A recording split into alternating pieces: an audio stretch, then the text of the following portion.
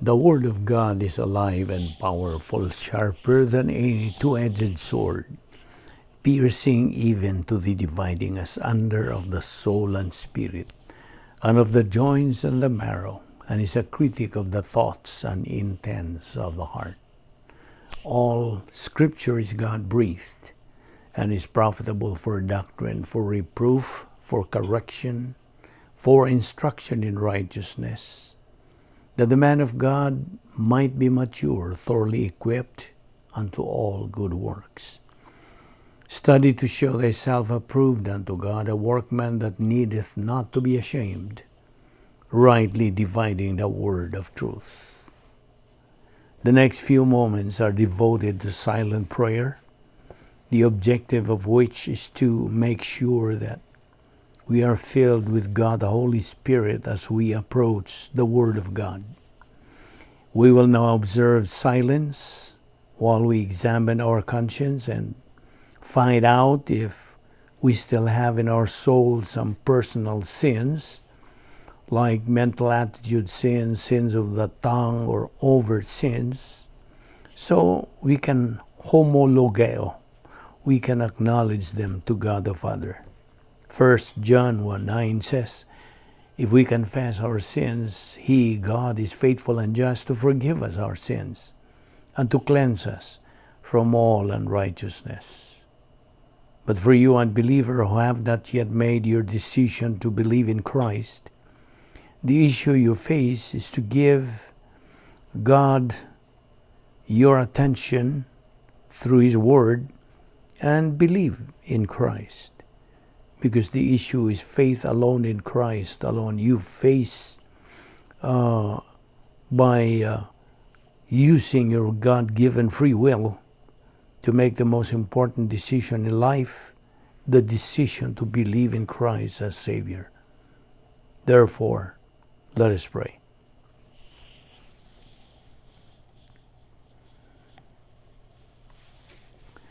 Let us pray. Father, we thank you for this opportunity of studying your word. May God, the Holy Spirit, enlighten us as we continue and approach your word. This we ask in Jesus' name. Amen. First of all, it is impossible to understand the Bible, the structure of the church, or the Christian living without understanding and knowing the person and the work of the Holy Spirit. The Bible teaches us that God is one, but that He is manifested in three persons: God the Father, God the Son, and God the Holy Spirit. God the Father is the planner of salvation.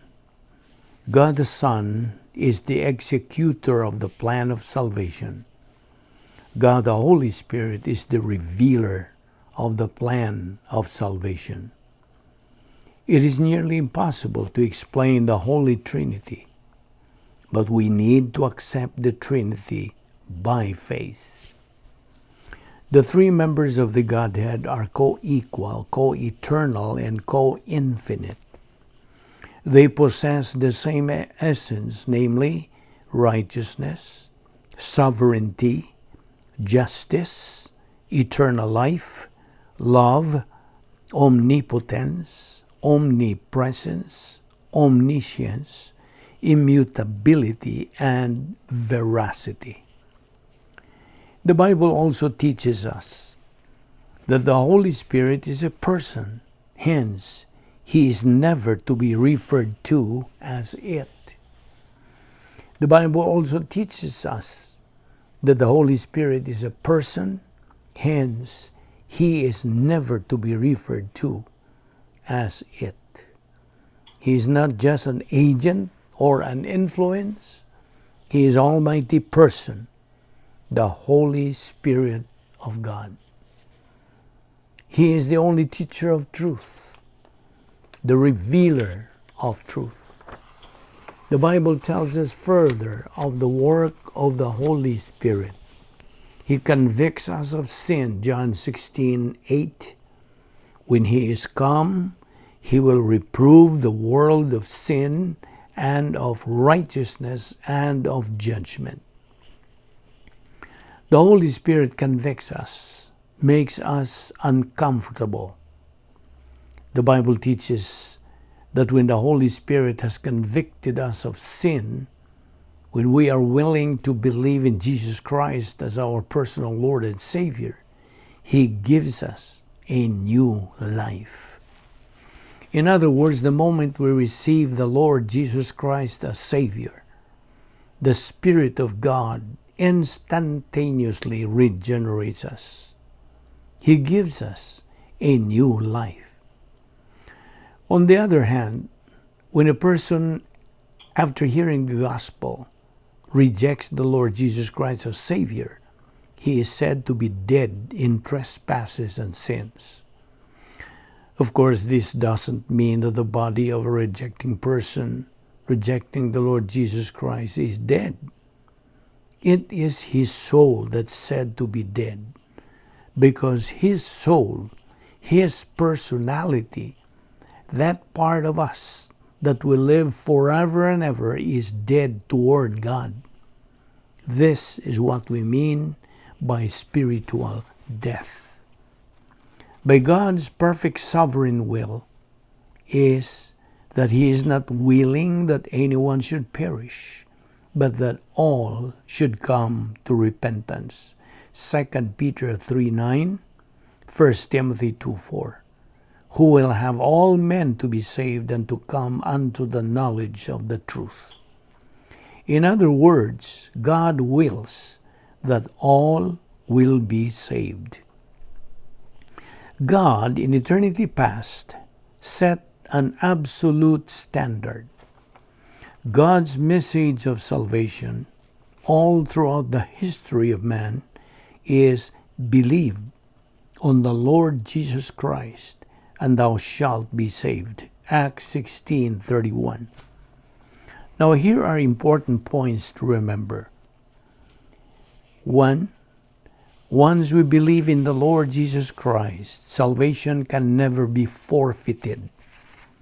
2. Our eternal security is based on the payment of Christ, or payment by Christ for every sin we committed before and after salvation. 3. This complete payment guarantees our eternal destiny in heaven. 4. Nothing in this universe, in heaven above, on earth, or under the earth, can separate us from God. Nothing. Once we believe in Jesus Christ, we cannot lose our salvation. Once saved, always saved. The moment we believe, the Holy Spirit places us into union with Christ, the irrevocable state of eternal relationship. And this can be found in 2 Corinthians 5:17, which says, Therefore, if anyone is in Christ, he is a new creation. The old has gone, the new has come. The Scripture designates this union with Christ by the phrase, in Christ. 1 Corinthians 15:22 says, For as in Adam all die, so also in Christ all shall be made alive. Because God did everything to secure this union, we can do nothing to abrogate our position in Christ. We cannot be removed from the top circle of eternal relationship. John 10:28, And I give eternal life to them, and they shall never perish, and no one shall snatch them out of my hand. Yes, we are held by the hand of God who never lets go. We are not held by our own morality, obedience, good works, or religious observances. Our salvation never depends on us. Salvation is by grace, freely given by God, never earned or deserved. For by grace you have been saved through faith, and that not of yourselves. It is the gift of God, not as a result of works, that no one should boast. Ephesians 2, 8 and 9. Since we can do nothing to earn our salvation, we can do nothing to lose our salvation.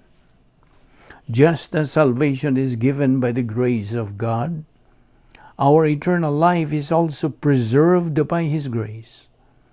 God always preserves what He has given. 1 Peter 1, 4-5 says, to obtain an inheritance which is imperishable and undefiled, and will not fade away, reserved in heaven for you who are protected by the power of God.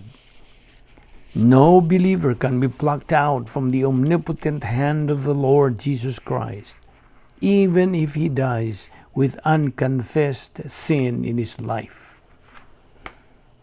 Salvation has always been faith alone in Christ alone. The issue in salvation is not sin, but Christ. Do you know why? The answer is because all sins, past, present, and future, had all been taken care of at the cross. And under the law of double jeopardy, no one can be tried twice of the same crime. So again, it is Christ who is the issue in salvation.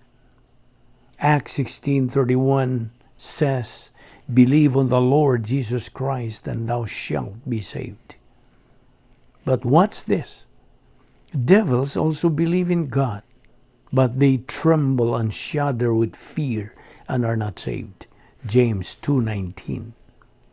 Gnostics do believe there is a God, but they don't believe in that God. Satan knows and is well versed on the Bible. You cannot fool him. God does not make mistakes. Do you know why? Because He is perfect. Now, a body without a human spirit is dead. In Greek, this body is called dichotomos, according to James 2:26. If you are a believer reading this or listening to this message, but you are not sure of your salvation, something that's very, very important is missing in you. You know what's missing?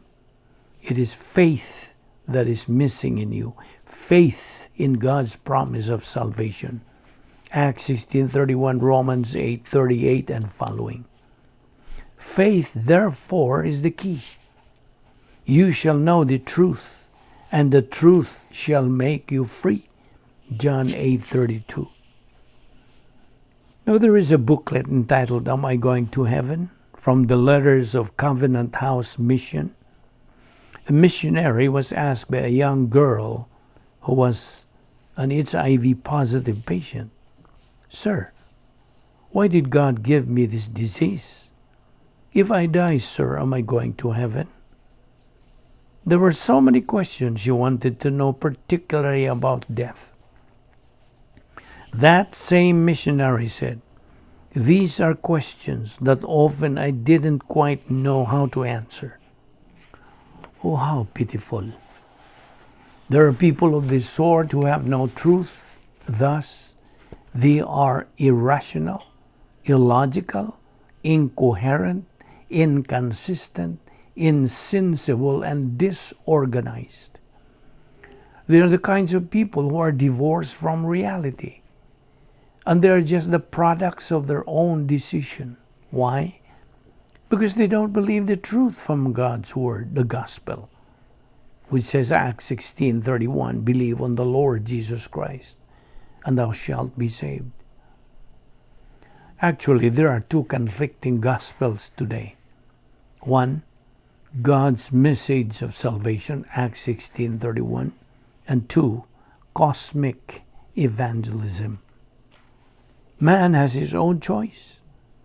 He has a God-given volition to use. You know, there are so many people today who say they believe in Jesus Christ, who say they will follow Him. They actually never had committed and surrendered themselves wholly, 100% to Christ. Some people ask, how much faith does it really take? Our Lord Jesus Christ said, only the faith as small as a grain of mustard seed. Matthew 17:20. It is the object of faith that really counts. And who is the object that counts? The Lord Jesus Christ. A person can be saved 1/60th of a second. There is only one Savior, the Lord Jesus Christ. John 14:6. Now, the worst way to die is not to be murdered or to meet a horrible accident or to die of cancer, but to die as an unbeliever. Our Lord Jesus Christ said about Judas Iscariot, better for this man to have never been born. Now, there's only one unpardonable sin. That's rejection of Christ. Matthew 12:31-32.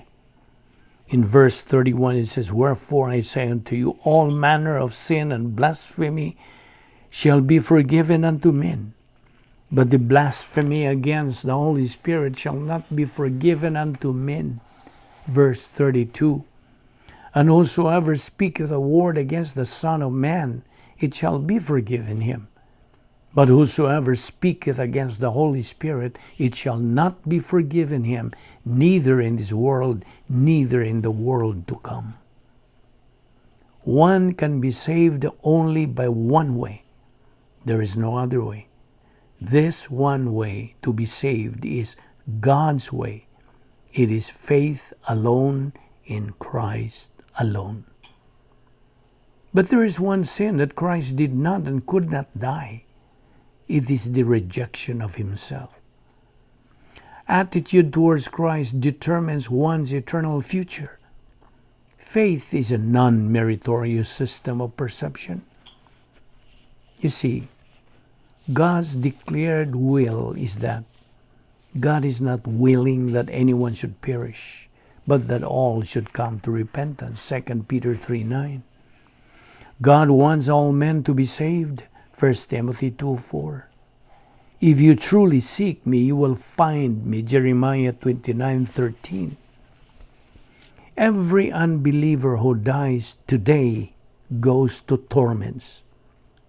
Now, if we can only make a phone call to any unbeliever who is in torments today and ask him if he wants to believe in Christ, he will absolutely respond with a big yes. But it's too late for him to do so, because these people have already reached their P&R, point of no return. God's word says, for it is appointed unto men once to die, but after this the judgment. Hebrews 9:27. When an unbeliever receives Christ as Savior, the angels in heaven rejoice over one sinner who repents. Repent here in Greek is metanoeo. Luke 15:7 and 10. So again, the issue in salvation is not sin, but Christ. Every member of the human race is going to meet the Lord Jesus Christ one way or the other. Either he believes in the Lord Jesus Christ now as Savior, or rejects the Lord Jesus Christ as Savior. Thus, he will meet him as judge in the great white throne judgment. Christ died twice at the cross, physical and spiritual. It was not his physical death that saved mankind, but his spiritual death. You see, when our Lord was on the cross, you were on his mind. He even became a worm for you and for me, as Psalm 22:6 says, but I am a worm, a reproach of men, and despised of the people. Remember this, Jesus Christ is the only Savior. Do you know what made him qualified to be the Savior?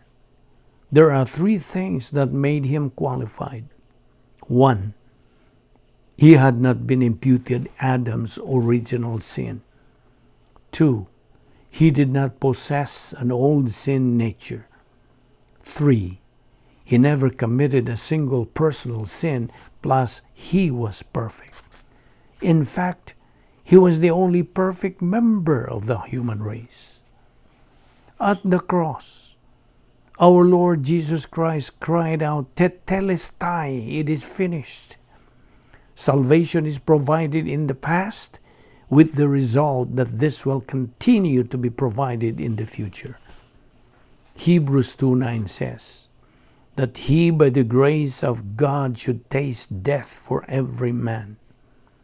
1 John 2:2, and he is the propitiation for our sins, and not for our sins only, but also for the sins of the whole world.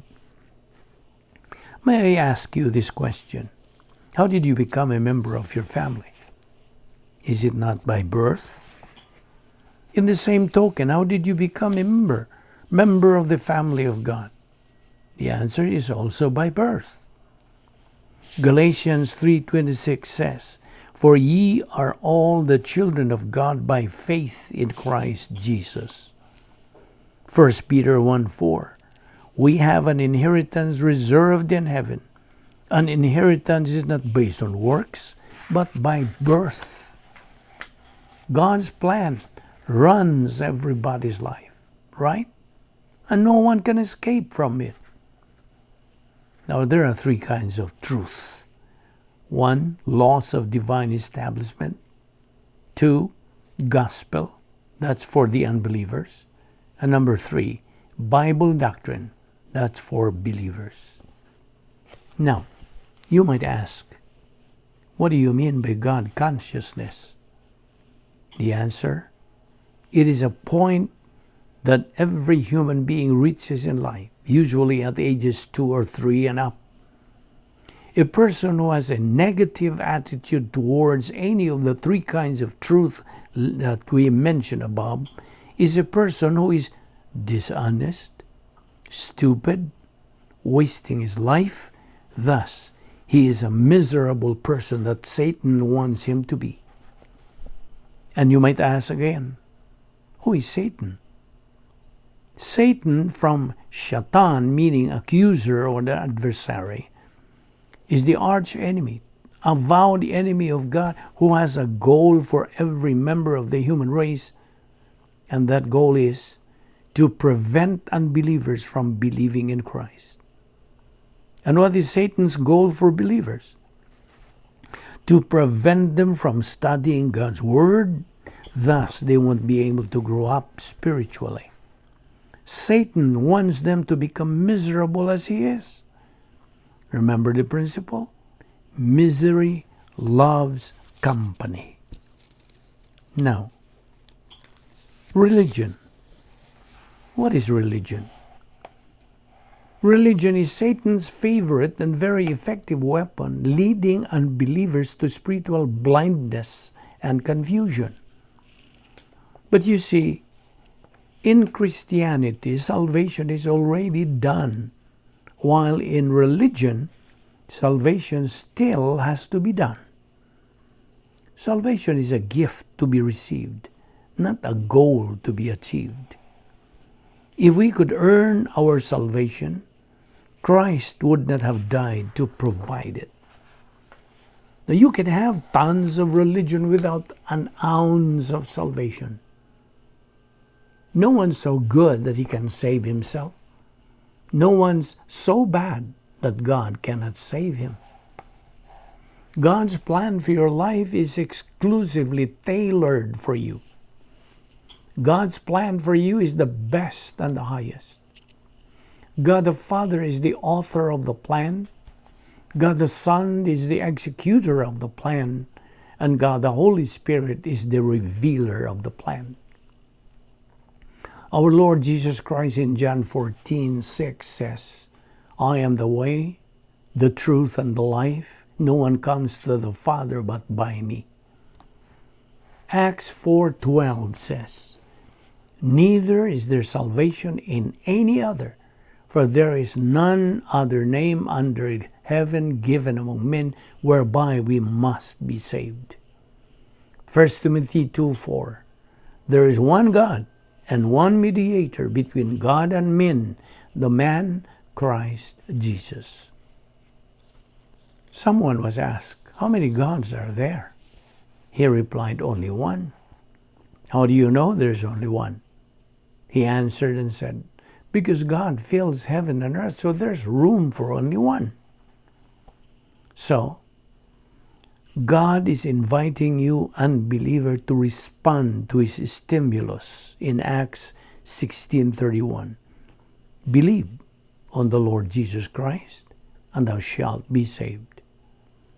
God is perfect. His word is perfect because it comes from Him who is perfect. His promise will never fail because He always keeps His word. In fact, God has 7,000 promises for every believer. Some of God's promises include the following. But as many as received Him, to them gave He the power, volition, which is freedom of choice, to become the sons of God, even to them that believe on His name. John 1:12. For God so loved the world that He gave His only begotten Son, that whosoever believeth on Him shall not perish, but have eternal life. John 3:16. He who believes in the Son has eternal life, but he who does not believe in the Son does not see life, but the wrath of God abideth on him. John 3:36. So everyone who acknowledges me before men, I also will acknowledge him before my Father in heaven. Matthew 10:32. Truly, truly, I say to you, he who hears my word and believes Him who sent me has eternal life. John 5:24. There is therefore now no more condemnation for those who are in Christ Jesus. The phrase in Christ Jesus means the believer is now united with Christ forever. That is according to 2 Corinthians 5:17-21. This world is filled with religious people who are proud of their flimsy works like baptism, church membership, sincerity, keeping the 10 Commandments, living by the Golden Rule, and a host of other works by which they expect to enter the pearly gates with great pomps and circumstances. You know, very religious people are very lost. Our Lord Jesus Christ in John 3:7 says, ye must be born again. It was the religious people, chief priests, scribes, and Pharisees who brought our Lord to trial and crucified Him. That is why the hardest people to teach about the truth are unbelievers who are religious, so devoted to their religion. These people cannot believe in Christ and His saving work at the cross because they are falsely convinced that simply believing in Christ is not enough to be saved. They believe they have to work and work for their salvation. An unbeliever who hears the gospel, the truth of salvation, but refuses to believe it, is likened to a dog that returns to its own vomit, according to 2 Peter 2:22. Unbelievers are the most miserable, most unhappy, most confused people in the world. Worst, unbelievers do not like themselves because they have a very low self-esteem. Unbelievers have no capacity for life. Thus, they are just wasting their time, wasting their ability, and wasting their opportunity in life. They have miserably reached their point of no return. But on the other hand, believers are the heirs of God and the joint heirs of Christ. All believers are eternal winners because they have a personal relationship with the God of this universe forever by or through faith on the Lord Jesus Christ. So, salvation is still available to everyone at this point in time. Salvation, as we already knew, is grace. It is free to anybody who says yes to it. Grace, as we know, is all that God is free to do for each of us on the basis of what Christ has done at the cross. You see, man desperately needs God. God does not need us. What a person only needs is to turn positive to the Word of God, and God will do the rest. Here's a reminder for believers. This is for you, fellow believer. Anything you do, you must know whether it is the will of God. If it is the will of God, give it your full attention. But then, if it is not, don't waste your time on it. Forget it. Here is an admonition to unbelievers. This is for you, unbeliever. A person who rejects Christ as Lord and Savior is like a person who puts gasoline in the bathtub and set it on fire with him on it. Take note of the so-called World Wide Web of every believer, so he won't be deceived and blinded by any false doctrine. www.believer.com. First W, what do I believe? Second W, why do I believe it? Third W, where is it found in the Scriptures? Here is a principle to remember. A person who is born once is going to die twice. But a person who is born twice is going to die only once. But also remember this. Christianity was never intended to be merely a fire escape from hell. Being born again is the beginning of a whole new life. Christians are to grow up in grace and in the knowledge of the Lord Jesus Christ. 2 Peter 3:18. Here are 10 conditions in salvation.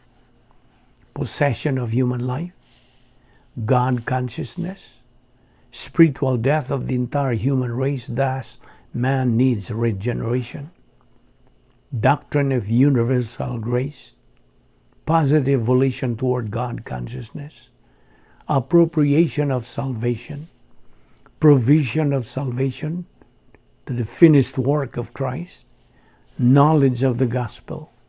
How can one believe without the knowledge of the gospel? Satan is blinding the minds of people not to believe in the gospel. 2 Corinthians 4:3 and 4. The doctrine of common grace.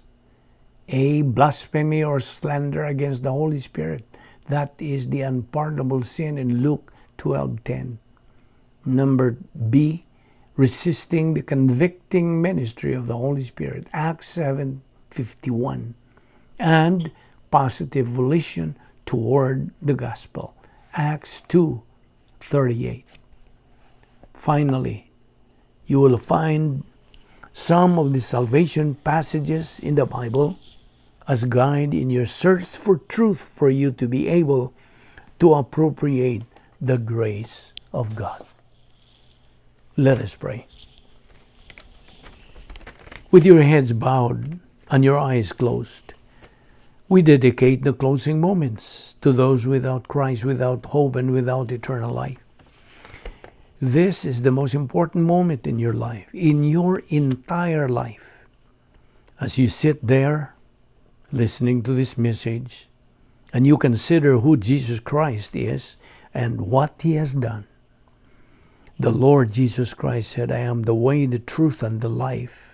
No man comes unto the Father but by me. That means the Lord Jesus Christ is either a liar or He is what He says He is, the Savior. He is the Savior. What does that mean? That means Jesus Christ came into this earth, took on the form of man, and was God, undiminished deity and true humanity in one person. That is His hypostatic union. He came for one reason, and that was to die for you. Greater love has no man than to give up his life for a friend. The Lord Jesus Christ did not give us his life for a friend. He gave it up for the entire world, even for those who hated him, even for the Pharisees who hated him. He died for them, and he died for you. What does that matter? It matters because while he hung on the cross, God the Father imputed to him, the perfect God-man, the one who did not sin. He was made sin for us, that through him we might become the righteousness of God. Now, I repeat, salvation is available and open to anybody. All that man has to do is to use his God-given free will and for him to make a decision to believe in Jesus Christ as Lord and Savior, and his salvation is instantly settled once and for all.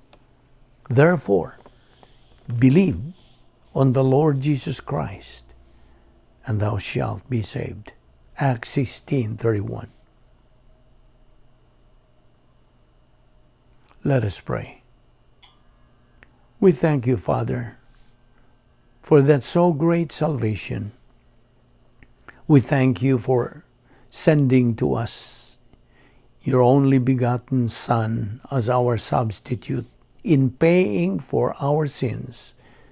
And now as your children, we pray that you guide us in our Christian life, that we may be able to attain our spiritual goal, which is spiritual maturity, the capacity stage, thus glorifying you to the maximum.